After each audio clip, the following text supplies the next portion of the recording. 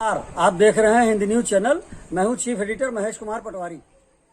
उत्तर प्रदेश के जनपद लखीमपुर खीरी में 80 वर्षीय वरिष्ठ समाजसेवी और प्रतिष्ठित योग साधक सेवक सिंह अजमानी ने जगत कल्याण के लिए लखीमपुर खीरी के मेडिकल कॉलेज में आज अपनी देह दान कर दी और बने आधुनिक कलयुग के भारत के लखीमपुर खीरी के पहले दधीची मेडिकल कॉलेज की प्रधानाचार्य डॉक्टर वाणी गुप्ता ने इस पहल को सामाजिक चेतना का सूर्य बताया।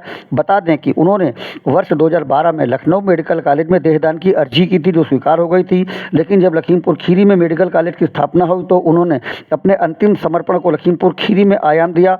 सुरेंद्र तोलानी प्रमुख सहयोगी उनके साथ में रहे। अभी हम आपको सेवक सिंह अजमानी जी के विचार भी सुनाएंगे। उससे पहले हिंद न्यूज का आदरणीय सेवक सिंह को सलाम।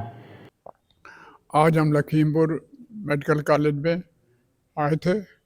हमने 2012 में अपनी देह दान की थी लखनऊ मेडिकल कॉलेज को, परंतु उस समय ये सुविधा लखीमपुर में उपलब्ध नहीं थी। तो हमको लगा कि जब लखीमपुर में मेडिकल कॉलेज खुल गया है तो हम अपनी देह दान लखीमपुर में ही क्यों ना करें।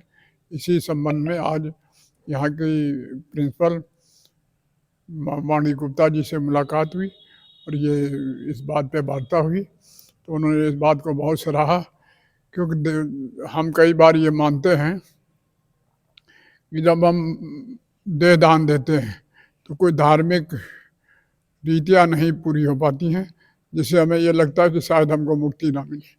परंतु मेरा ये मानना है कि जो काम हम जन कल्याण के लिए करते हैं वो सबसे बड़ा धर्म है। और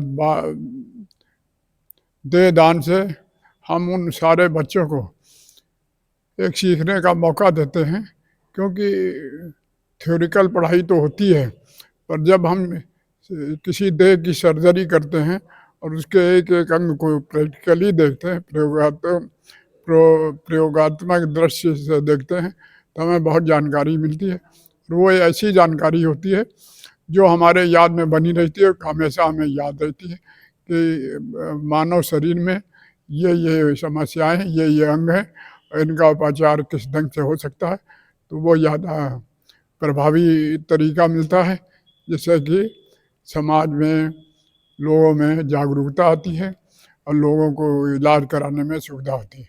और ये इस समय चैनल के माध्यम से मैं ये संदेश भी देना चाहता हूँ, ये हमारे मन का भ्रम है कि हम जब देह दान करते हैं तो हमारे धार्मिक अनुष्ठान पूरे नहीं होते हैं और हमें शायद मुक्ति नहीं मिलती है।